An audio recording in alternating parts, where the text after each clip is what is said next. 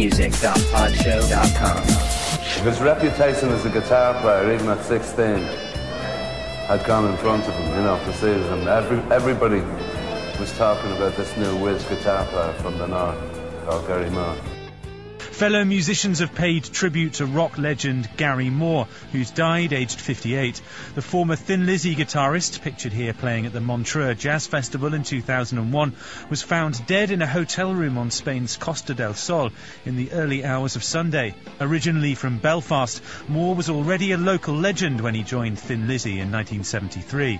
I loved the sound of the guitar, you know, and my dad used to be a promoter in Northern Ireland, which is where I grew up in Belfast, you know, and he had a dance hall about 10 miles away, and he used to take me to see these bands play there, so I fell in love with the guitar just through that, and it was always in my head when I was at school, and I used to get slapped around at school all the time because the teacher would come up. One of my teachers, I think, was telepathic, because he said to me, "Are you sitting there thinking about playing a great big red guitar or something?" And I thought, how does he know that? And I was like, well, are you sitting there thinking about playing the guitar? Yeah, actually I am, while you're slapping me around, you know. Thin Lizzy reformed at various times after their frontman Phil Lynott died in 1986. Moore took part in various reunions, playing with some of his former bandmates 5 years ago, as well as touring and recording albums as a successful solo artist. I mean, the kind of music I play, really, the blues, is classic music anyway. It doesn't have anything to do with changing fashions or anything. It's just something that's always been there, you know, and I've always come back to that. So even when I've done other things, it's always been that element of the blues in what I do. So I don't really try to catch up with trends and fashions. I think if you do that, you've had it anyway. You just have to really do your own thing.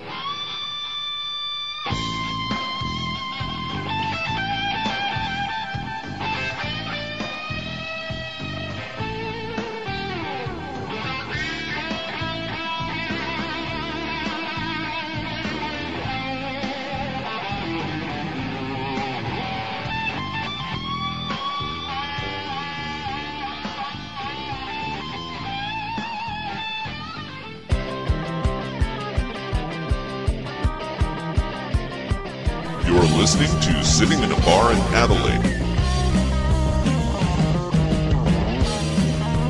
Australia's only classic rock online.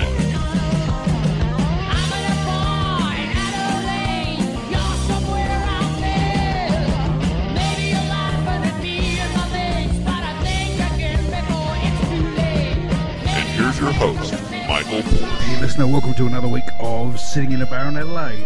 Michael Porch here, so glad to have you with me as always. Something a little different on the show this week, dear listener. It's very sad news indeed that the one and only Gary Moore has recently passed away, and it doesn't need me to remind you what a fantastic guitar player and a fine musician Gary Moore was indeed. And from an Australian point of view, the only guy that has done any significant work with Gary Moore on stage or in the studio is Bob Daisley, the bass player from Sydney.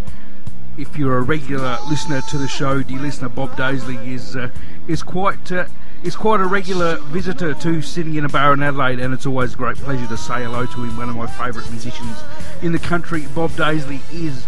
And he has had a magnificent career. He left Australia for London in the very early 70s and ended up in quite a few bands in the UK, Mungo Jerry one of them, but had a huge break when Richie Blackmore invited him to play with Richie Blackmore's Rainbow with Ronnie Dio and Cozy Powell on the Long Live Rock and Roll lineup of Rainbow, and from then on, Bob Daisley went on to play with Ozzy Osbourne. He's been in Uriah Heep. He's played with Black Sabbath, with Mother's Army, with Carmine Apiece, and so many great bands indeed. And Bob Daisley has been back living in Australia for quite a while now, and is still making fine music indeed, doing quite a bit of stuff with the likes of Steve Morse and John Lord of Deep Purple fame in an outfit called Living Loud, and hopefully there's some stuff coming out from those guys sooner rather than later. We'll ask Bob about that. And Bob Daisley has also been working on a book for the last couple of years which I think is fairly ready to hit the shelves. So we'll talk about that as well. But mainly talking to Bob Daisley today about his memories of Gary Moore and all the great music that he was involved in with, as I said, the late great Gary Moore. So let's have a tune and we'll come back and talk to Bob Daisley.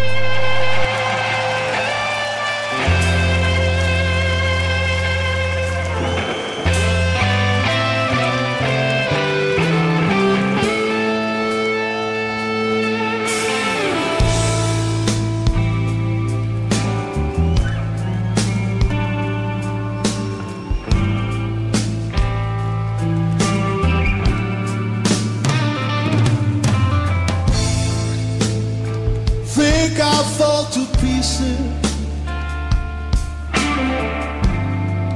if I don't find something else to do.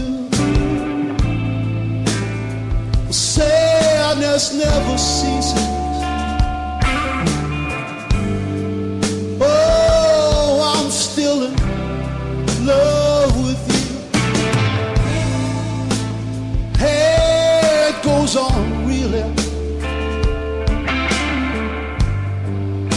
It's got me in a crazy spin. Darling, darling, darling, darling, darling, is this the end?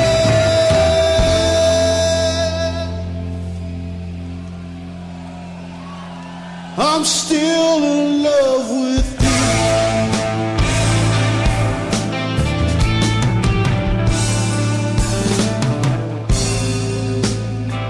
They say time has a way of healing, that it can dry all the tears from your eyes. They don't tell you about this empty feeling that my heart can't disguise. After all that we've been through, I've tried my best, but it's no use.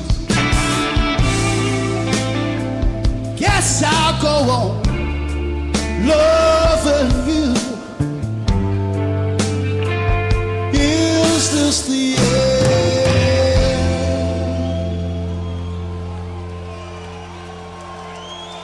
I'm still in love with you.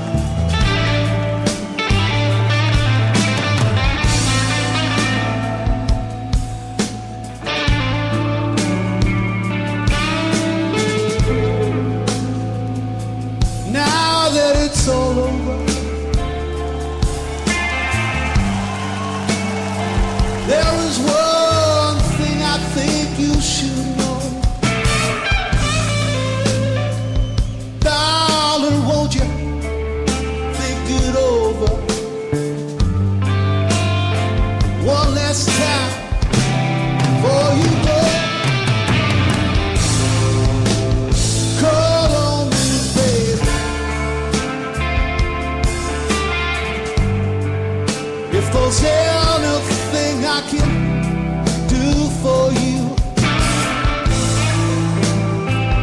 call on me, baby. Help me see it through, yeah.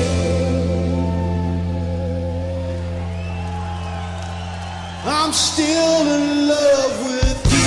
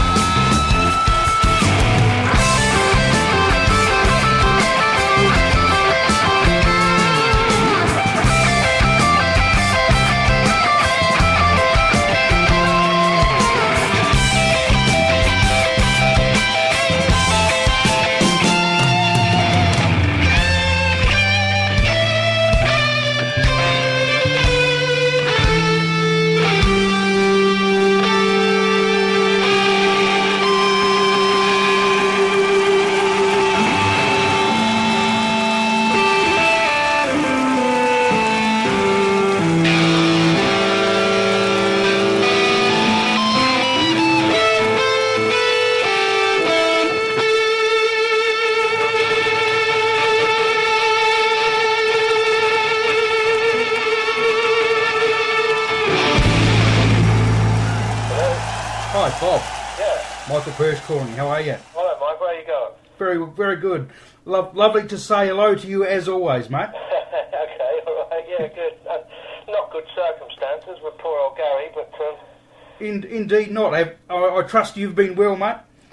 Yeah, I'm all right. Yeah, still on the green side of the turf. Good to hear. Good to hear.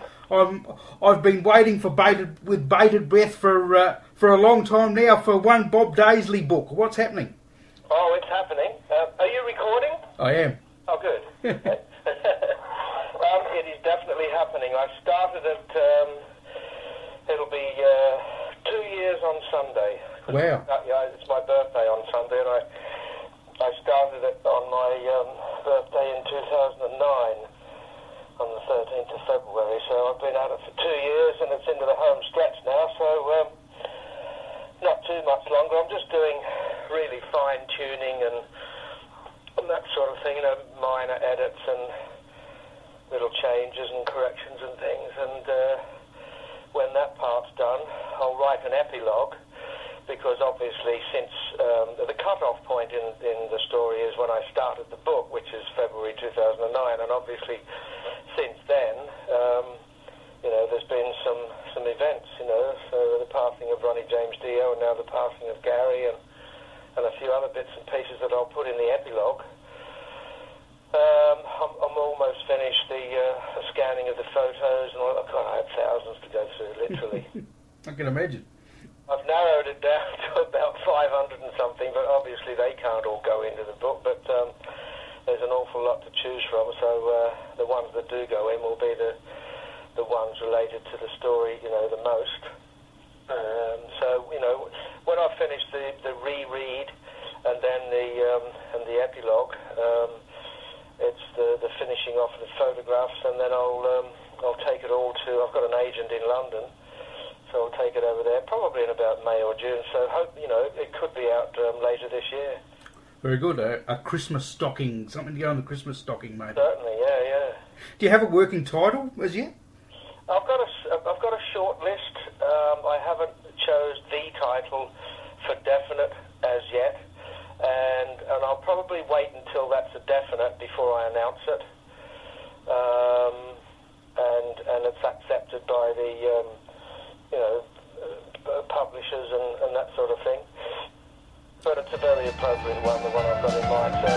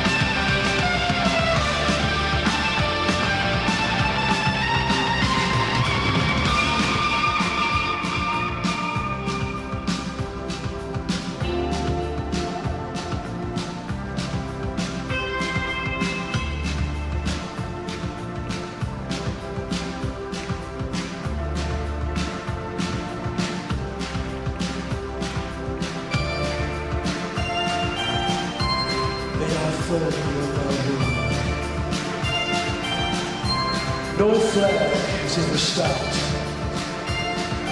Bullet for a gun. That is just a heartbeat away. Heartbeat away. That is just a heartbeat away. Heartbeat away.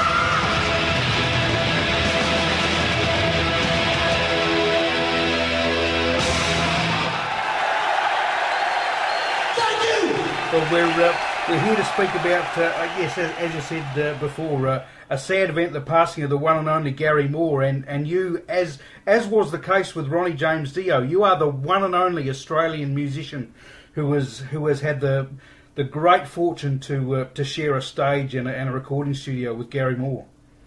I feel very fortunate, you know, in having worked with Gary. He was, I'm glad you said the one and only, because he really was a one-off. You know, he was definitely a one and only, you know, person and guitarist, musician, songwriter. He was, you know, a very gifted, talented person, and he influenced so many people. And in territories like, you know, say for instance America, not everyone knows the influence he had on other guitarists, you know, because I remember the first time I went to America with Gary would have been 1987, and I heard comments about that some people thought Gary sounded a bit like John Sykes. Really? Yeah, John Sykes, you know, from Not at all. All those bands that John Sykes was in, and he was a great player and still is, but he was very influenced by Gary, and because he was better known in America than Gary, as you know, as the guitar hero, some people thought that Gary had been influenced by him, but it was certainly the other way around. Gary influenced so many people, you know, even Randy Rhoads thought the world of Gary Moore. You know, there's a lot of so-called, you know, guitar heroes that you know, thought Gary was just the bee's knees, and he was.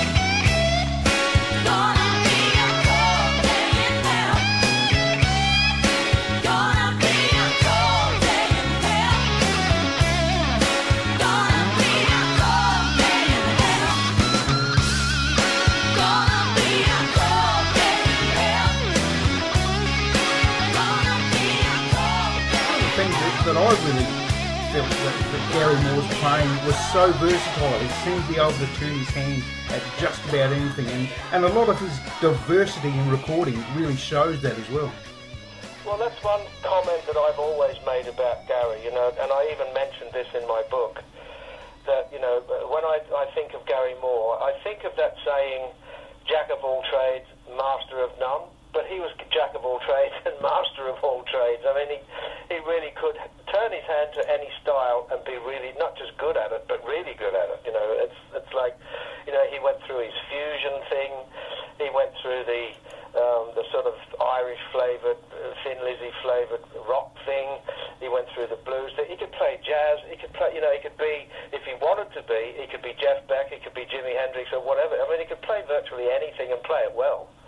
And indeed, and I think a part of his career that really accentuated that people may have passed a lot of people by was the work he did with Ginger Baker and Jack Bruce. He was just amazing in that band. The band was called BBM. They were brilliant.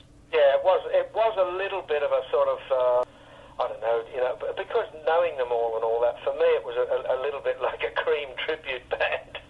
But you know, they did it really well, and they had the first-class players and two-thirds of Cream. So, you know, I suppose it was meant to sound like Cream. But yeah, that's another thing that, like you say, does get overlooked a little bit. But he did a brilliant job of that too.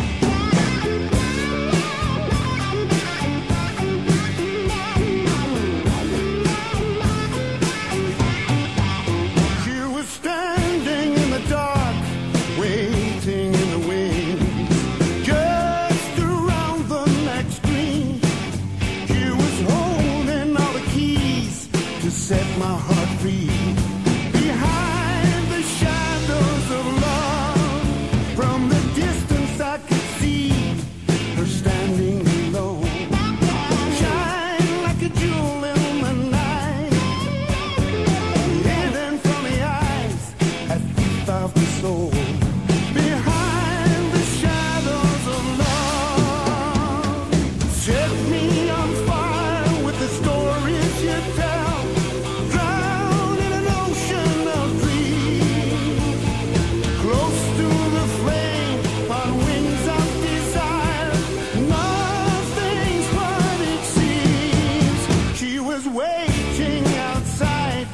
Thumbs open wide, ready to break my heart's fall. Oh, the lightning in her eyes, I learned how to fly behind the shadows of love.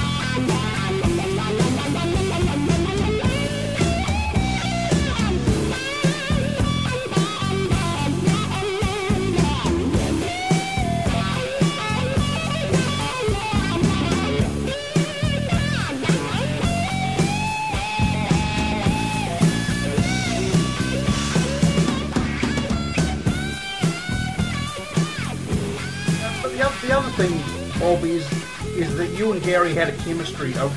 When you recorded and played together, there really was something special with you two. There was, and I noticed it too, and other people have noticed it. I've even had comments since he's been gone this week. There's some comments. Well, there's been lots and lots of support from people, and really, nice messages and that sort of thing. But some of the comments said that they felt that there was something special when Gary and I were side by side on stage. There was a connection, and I would certainly go along with that. So where did you first come across Gary? Were you aware of him like back in the Skid Row days? Not so much Skid Row. I think the first time I saw Gary play live, he was quite young. He would have been about, he would have been only about 18 when he was playing with Coliseum 2. Mm-hmm. And I saw him at the Rainbow Theatre in Finsbury Park in London. And he was this sort of new whiz-kid guitar player from Ireland.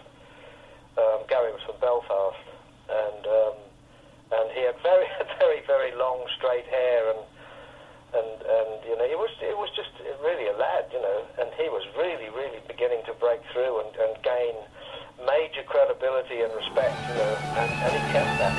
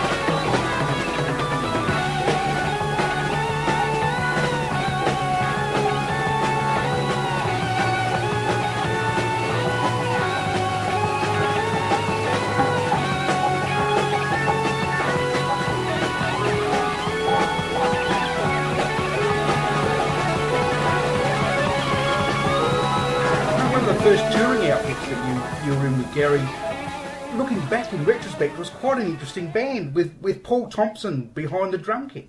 Yeah, Paul Thompson from Roxy Music, and yeah, he was. Paul was a really nice chap, and definitely a very good drummer.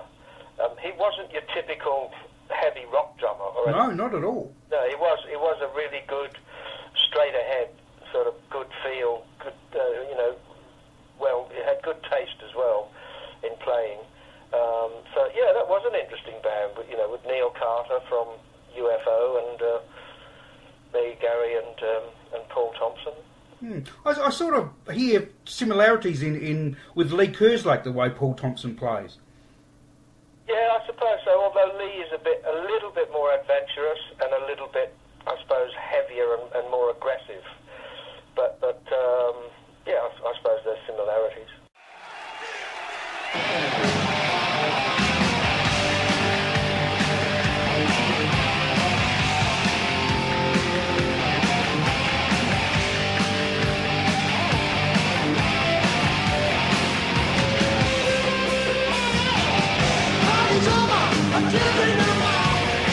My head is hurting, looking for the devil, it's so hard to find.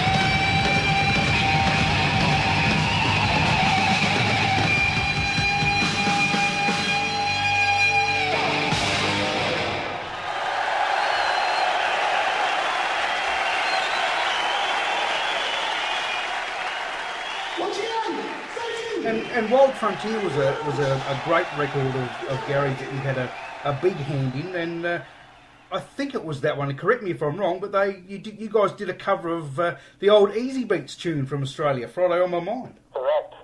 Yeah, that was Gary's choice. I suppose, you know, with me being in the band, some people, especially probably out here, or even over there even, may have thought that it had been my idea to do that song, but it was solely Gary's idea. He loved that song. You know, lots of people have done it. David Bowie did a version of it. In about 1967, the Shadows did an instrumental version of it. There's been lots of people, you know, have done versions of that song, but that was Gary's idea and his arrangement of the song.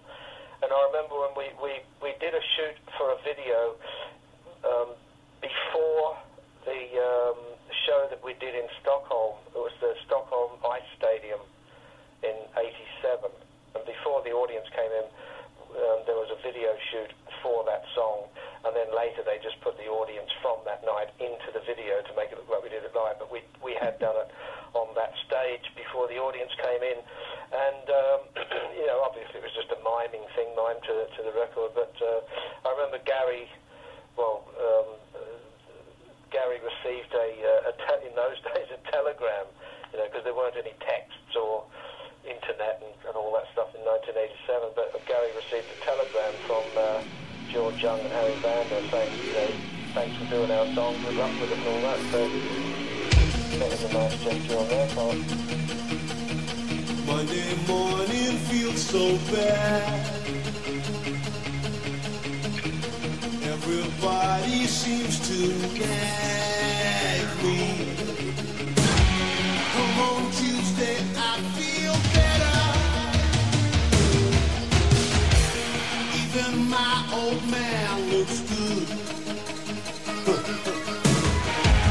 Wednesday just don't go. Thursday goes too slow. I've got Friday on my mind. Gonna have fun in the city. Even my girl, she's so pretty.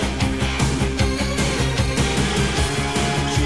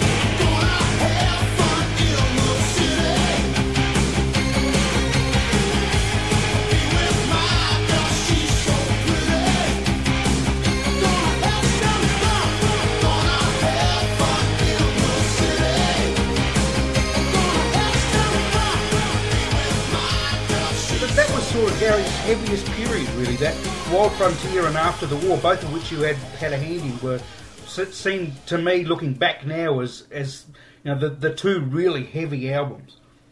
Yeah, I suppose that for the rock stuff, that was about his best period. I would say. Yeah, indeed. Eric Singer on drums, Cozy Powell on drums. Cozy played on the album, but when we came to rehearse to go on the road later with the promotion of After the War, during the live rehearsals, I remember saying to Gary, I don't know if Cozy's going to work out. And I phoned Gary at the end of the first week, and he said, "Oh no, it'll be all right. Just wait. He'll sort of break in, and he's just getting used to it." But I could feel a certain element of between Gary and Cozy, a certain incompatibility sort of thing for some reason. I just felt it, And by the end of I think maybe by the end of the third week, and supposedly, or was meant to be, the final week of rehearsals, Gary was phoning me and he said, "Oh, I think you're right." And Cozy hadn't worked out live. I just think that the two didn't get on well enough musically and taste-wise, and Cozy wanted to play the things one way and Gary wanted to play it another way, and it was, the twain didn't meet sort of thing. So at the last minute, we got Chris Slade in, who played with, in the early days, he played with Tom Jones. Yeah. And he, as a young drummer, he was a really good drummer for a kid. He was like, I don't know, about 17 or 18 or something, and he was a great drummer with Tom Jones. And he was in Manfred Mann's Earth band, and then he'd had the band with Jimmy Page and Paul Rogers, the Firm, Tony Franklin.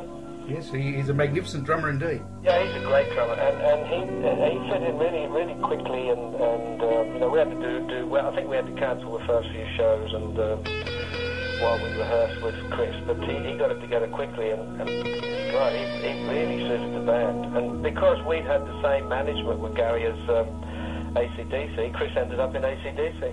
Indeed, he has certainly run the gamut, as you have, of some very interesting bands indeed, hasn't he? Oh yeah.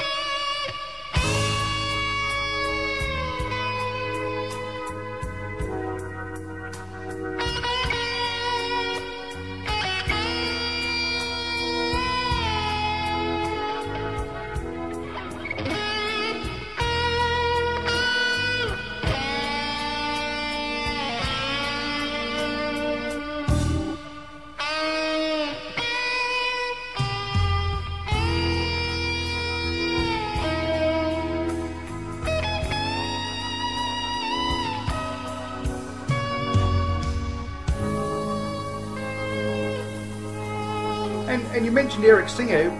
You've sort of worked with Eric since really he was an unknown name, and you're really part of introducing him into the great career he's had since. Well, that's right. It's once you work with Gary Moore, I think it's a real credential of people take you seriously. It's a credential of credibility and all that, you know. So I'd worked with Eric doing the Black Sabbath album, The Eternal Idol, in 1986. And then Eric went off and he left Sabbath, and then he got that band together with Jakey Lee and Ray Gillan. But that hadn't quite worked out. So later in 87, when we were looking for a drummer for the Gary Moore band, I suggested Eric. And he came over, and funnily enough, it was narrowed down to two drummers. It was Eric Singer and Zach Starkey, who was Ringo Starr's son. Now, in those days, in 1987, Zach Starkey was a little young and a little inexperienced, and I think that was the only thing that went against him. You know, he was a good player and a nice lad, but I think Gary was a little bit apprehensive about having him in the band because he hadn't done much by that point. So Eric got the gig. Interesting. And Zach has gone on to be a fine drummer indeed. Oh, excellent. Hasn't he? Yeah. Yes. It was just a matter of maturing and getting experience and that sort of thing, and he really came into his own.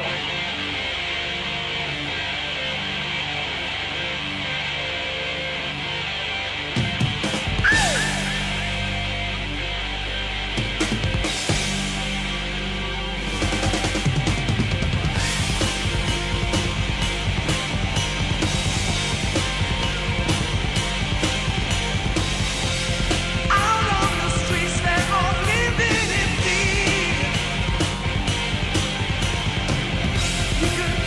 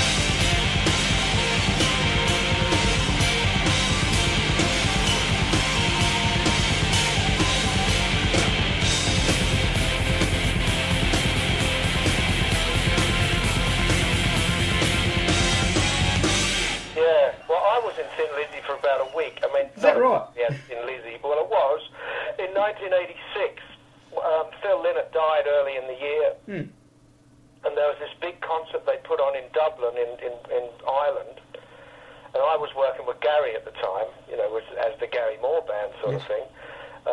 But they did this benefit, it was a charity benefit in Dublin, Ireland, and all the Irish bands were there, the Pogues,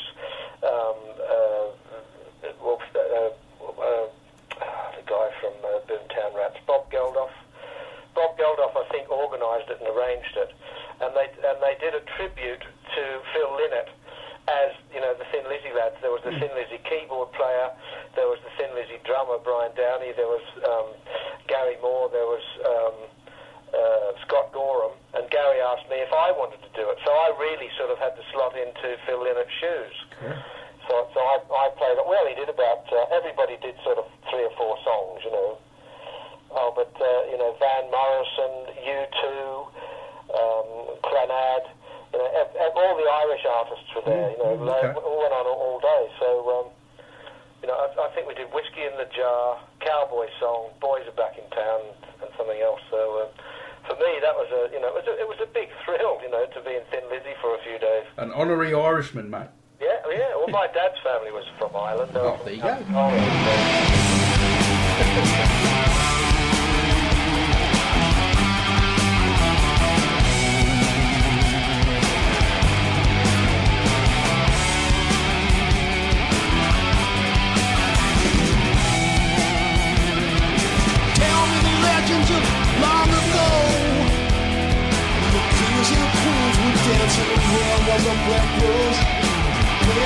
Melodies I want to know, so I can teach my children love.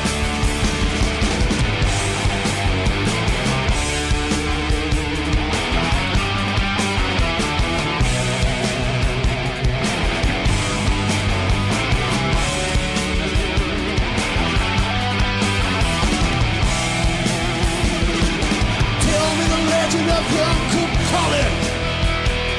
How his eyes were dark, his expression sullen, how he fought but always won, and how they cried when he was falling. Tell me the legend of the queen of this land, and how her sons died at her own hand, how fools obey commands. Tell me the legends of long ago.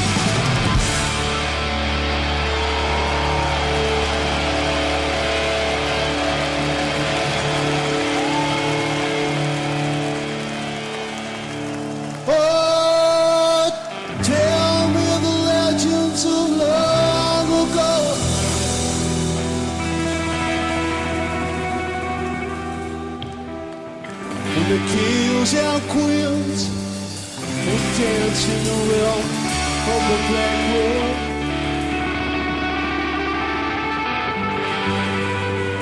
Play me those melodies. I want to know. So well might teach my children all.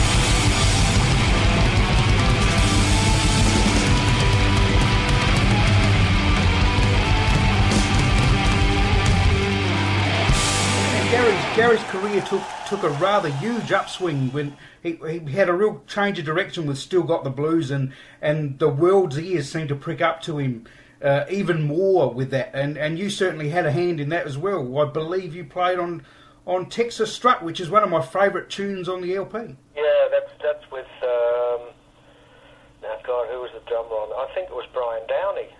Fantastic. In Lizzy, the drummer on that. Yeah, we worked well together. It had actually been my idea during one of our, I think the tour in '89 when we were touring Europe, and I'd go into the tune-up room with Gary, and we'd just sort of mess about playing little bits of blues songs and that. Mostly stuff like little bits of Albert King, things like that, little bits of Eric Clapton and the Blues, or John Mayall and the Blues Breakers with Eric Clapton from that album, and just did little snippets. And one night it was in Germany, and I said to Gary, why don't we do a blues album? You know, let's do a ballsy blues album. And he started thinking about it, and it got really into serious thought. I think originally it was meant to be more of a sort of an album off the contractual obligation, if you know what I mean. You know, like, we'll do a blues album. Just a filler. A throwaway, but it'll be one less that I owe the record company in the contract, sort of thing, you know. and when he did it, it was meant to be like a side project, you know, which is why he had other players on it. Yeah. I did some tracks. Neil Carter didn't play on any of it. And he had another bass player, Andy Pyle, and a few other different people on it. He even got Albert King to play on it. Because I'd sent him a copy of the song Oh Pretty Woman. Yep. And I said, check this out, Gary, this will be good. That was the first single off the album. Anyway, when he'd done the album, you know, I'd only played on a few tracks, others had played on tracks, and that sort of, so like I said, it was meant to be a side project, but I said to him, Gary, you watch, this will be the biggest thing you've ever done. It was, and that year, I remember it was New Year's Eve, and I was at home, and the phone rang, and I picked it up with Gary. He said, I just want to say Happy New Year, and he said, and you were right. He said, it sold 3 million, and it's still selling. And it will probably be Gary Moore's most well-loved and remembered recording ever. I think so. Yes. 1, 2, 3, 4.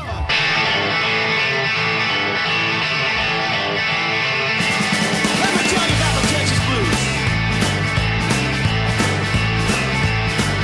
I went down south to Dallas, the Hillboys, Cowboys, well, came across that Billy Gibbons, right on that Zilly trail. Just can't lose, if the Texas Blues. Said I just can't lose.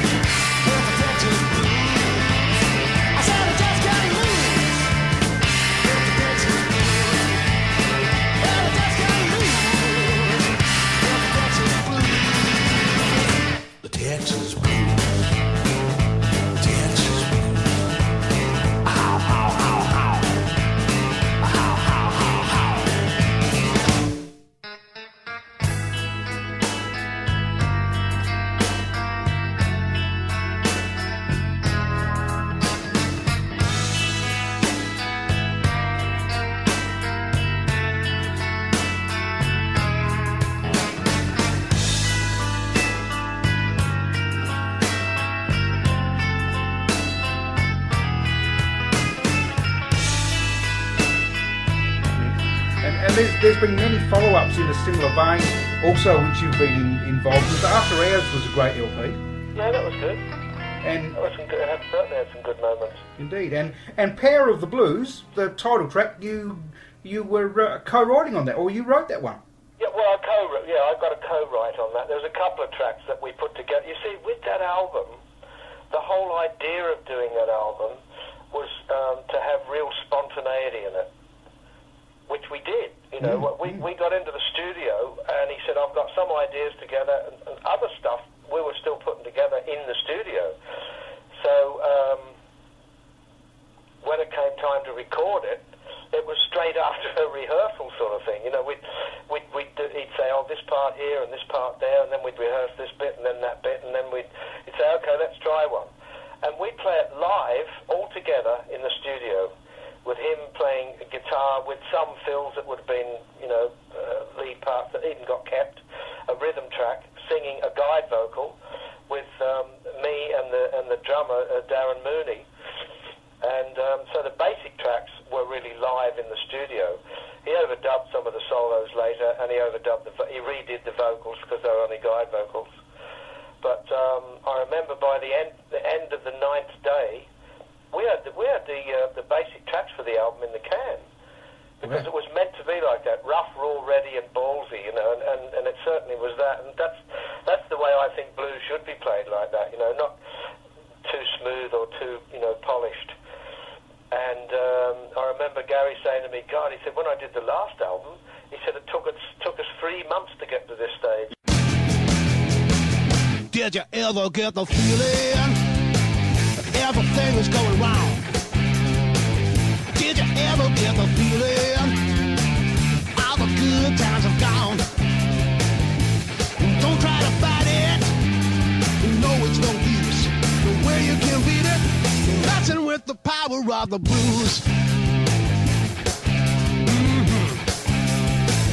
Did you ever get the feeling nothing's going away? Did you ever get the feeling that it just ain't your day? Ain't no use to fight it, you're just gonna lose. You know you can't beat it, messing with the power of the blues. Power of the blues. You can run, and you just can't hide. The blues has got you way down inside. Well, have you heard the news? We're talking about the power of the blues. Yeah.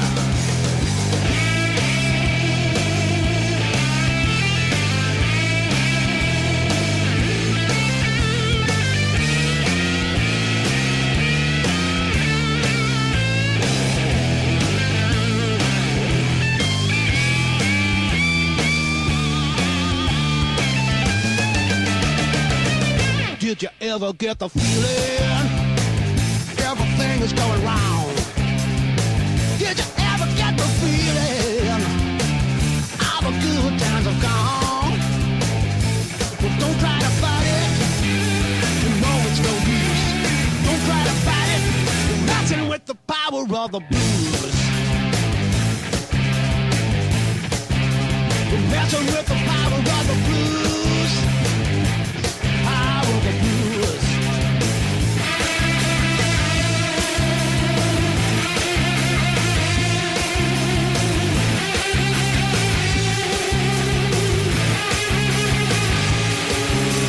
As I said at the start of our chat, Bob, it's very sad news to hear of Gary's passing. The man was far too young to go, but the legacy he will leave behind is just, as you said, he's influenced so many people and made so much great music, and you have been a huge part of that indeed.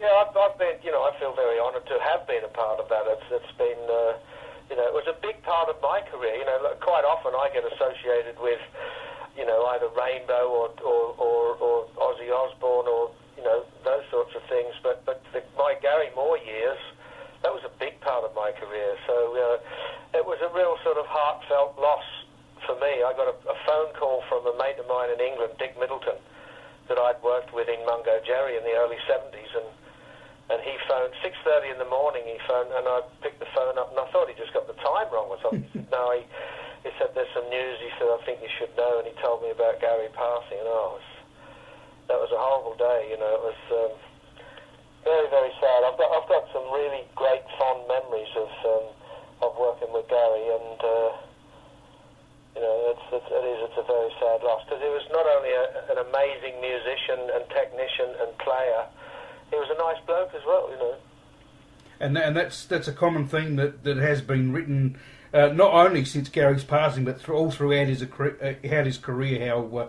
How much loved he was by fans and musicians because he was such a nice guy. Yeah, I mean, we all have our moments when we either, you know, show that we're pissed off or we piss somebody off or whatever. But in general, Gary was a decent person. You know, he was a good lad. Just to finish up, Bob, on a lighter note, it's great to see your old mates from Uriah Heep are visiting our shores again.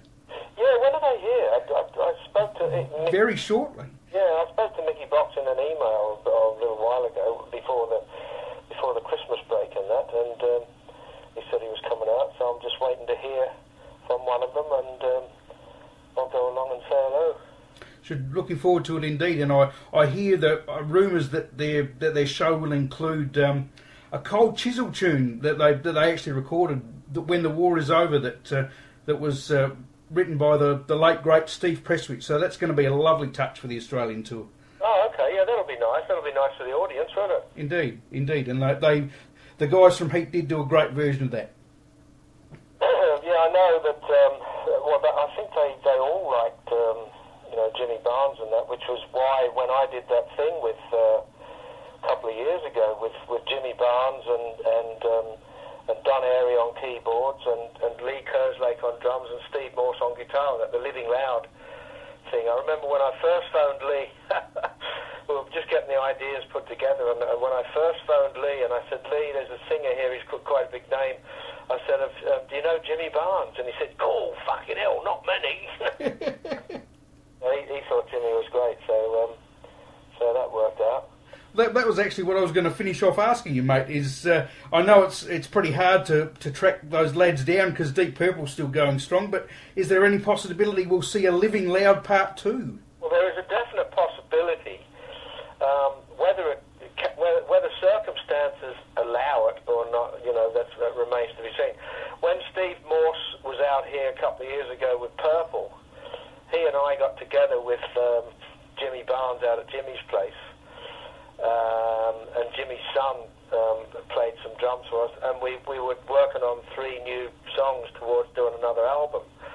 But that was the last we did. So because Purple worked so much, so we got Steve Morse and Don Airy working all the time. We got Jimmy doing his thing, you know, often here. We got Lee Kerslake in England, and me here, so we're all sort of spread out and doing other things. But you know, as soon as circumstances allow, then definitely there'd be another Living Loud album. But you know, we all want to do it because we all enjoyed the first one so much. So you know, everybody's up for it. It's just a matter of getting everybody on the same bit of turf, and you know, for long enough. Because when you start flying people around the world and there's, you know, flight costs and hotel costs and all that, it gets really expensive. Indeed. So, you know, when everybody's so spread out like that, but certainly if it happen, it will happen. Certainly looking forward to that, as I am looking forward to this book, Mr. Daisley. So as soon as it hits the print, I'll be on the phone and really look forward to having a chat to you about it.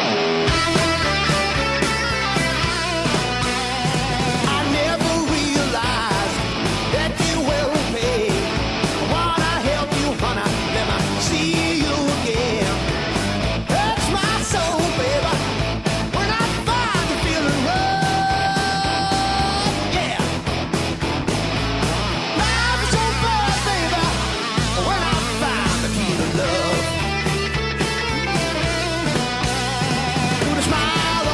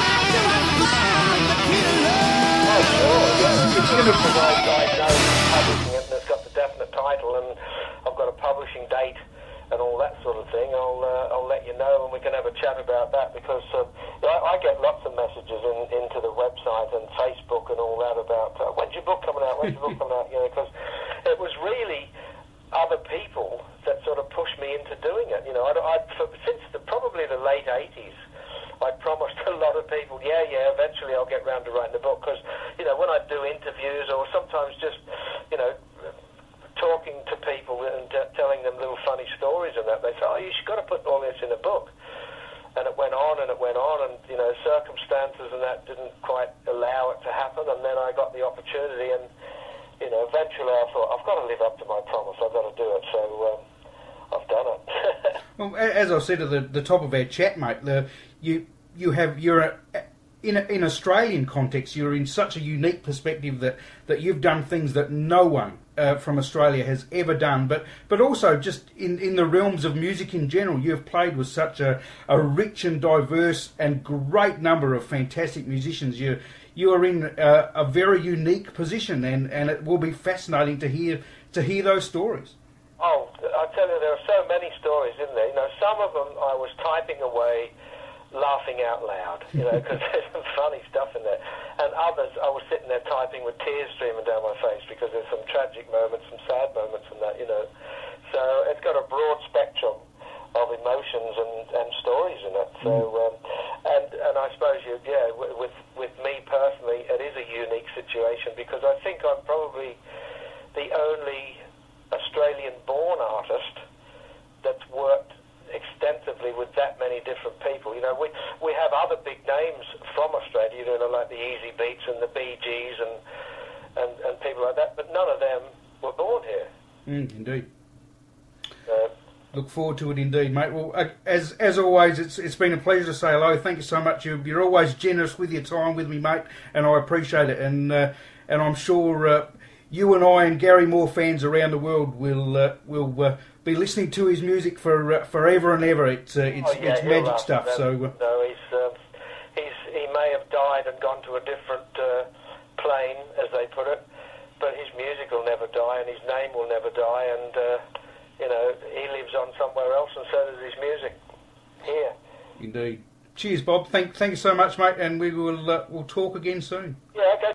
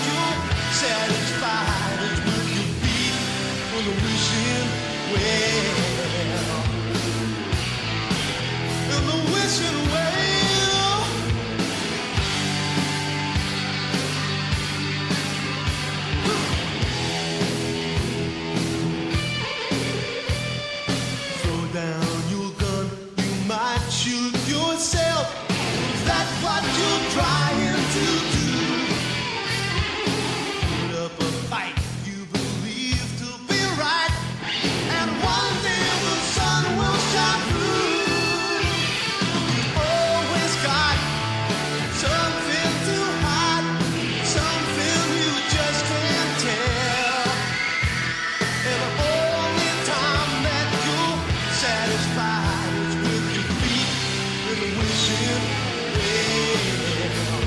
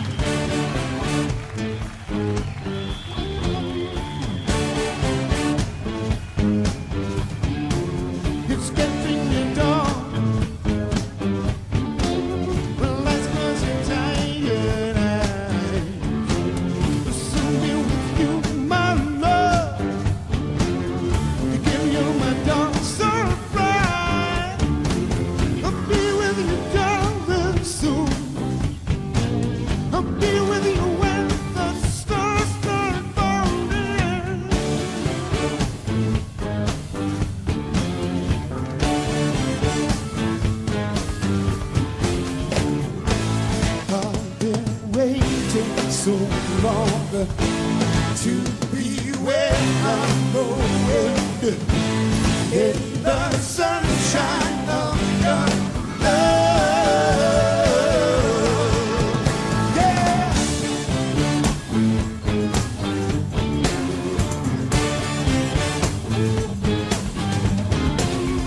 Will you, my love, light shining through on you? Said I'm with you, my love. It's the morning and just we two. Stay with you, darling, now. Stay with you till my feet are done.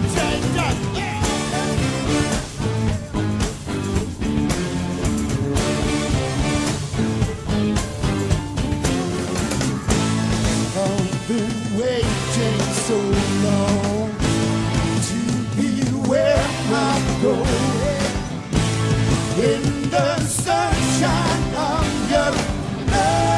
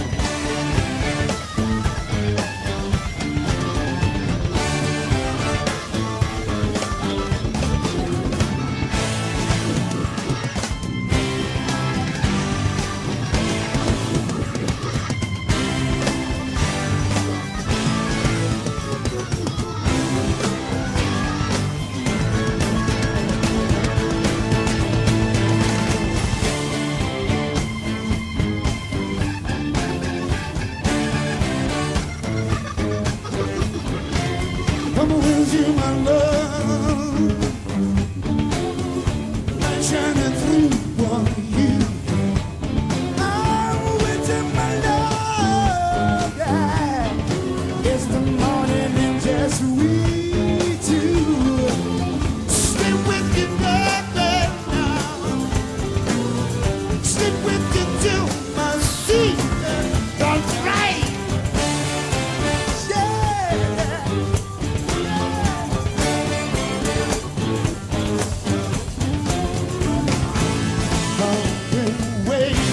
So long, I've been waiting so long.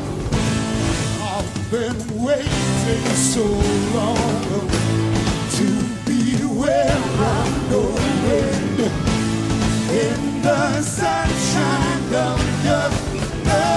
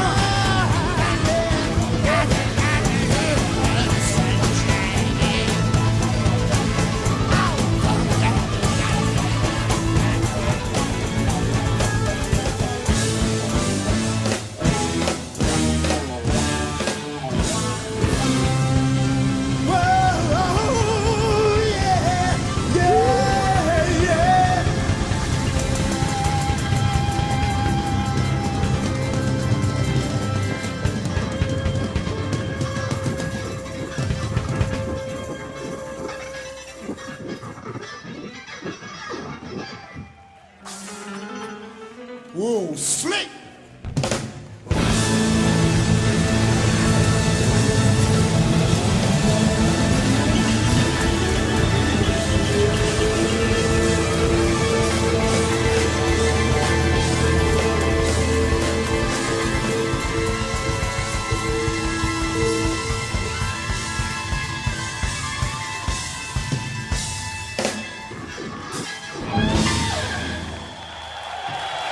Thank you. The great Jack Bruce. The greatest Jack Bruce. Yeah. Gary Husband, Mudbug, Francois Garnier, Bernie Warren, Jerry Bruce, Malcolm Bruce, Ben Clemson, Ginger Baker, Simon Phillips, Dick Exco Smith, Henry Loudon, Joe Mumford, Art Thiemann, Maggie Riley, the cast of thousands. Thank you. There you go, dear listener. That last tune was an outfit called BBM with Jack Bruce, Ginger Baker, and Gary Moore. One of the few times that band played live. A great outfit that was reminiscent of, course, Cream, which was Eric Clapton, Jack Bruce, and Ginger Baker. Alrighty, that's me done for another week, dear listener. As always, a great pleasure to have Bob Daisley on the program, and it was very special indeed today to have some of his memories and thoughts about the late great Gary Moore. And Bob Daisley, as we said, has a book out very soon, so keep your ear to the ground for that, dear listener. It should be a great read. As I said at the top of the show, Bob Daisley in hard rock circles around the world is the go-to guy in Australia. He is the man. There is no one else that has even mildly come close to what Bob Daisley has achieved in those circles, and some fantastic music and magnificent musicians that Bob Daisley has played with over the years. And I hope there is many more of those years to come indeed. Alrighty, we will be back again to do it all on Sitting in a Bar in Adelaide next week. As usual, love to have you with me, same time, same place. Until then, have a great week. I'm going to leave you with one more tune from Gary Moore. This is the finale from the years of Thin Lizzy back in 1984, when they played their last show with John Sykes as the guitar player at the time, but Eric Bell and Brian Robertson jumped up to play one last song with them, as did the magnificent Gary Moore. So here's the fantastic Thin Lizzy, and until next week, bye for now. There will be such people as Brian Robertson, Gary Moore, Eric Bell, your mother. So, never old, really.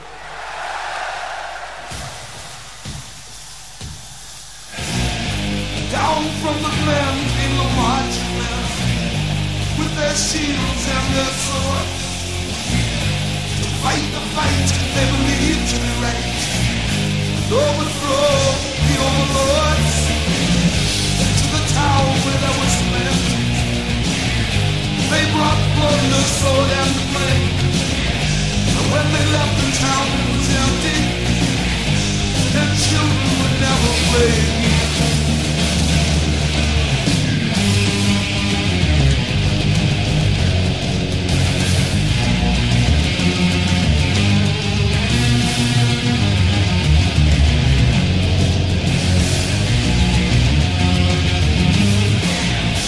From the grave I heard the falling, oh, the battle cry, about that bridge near the border,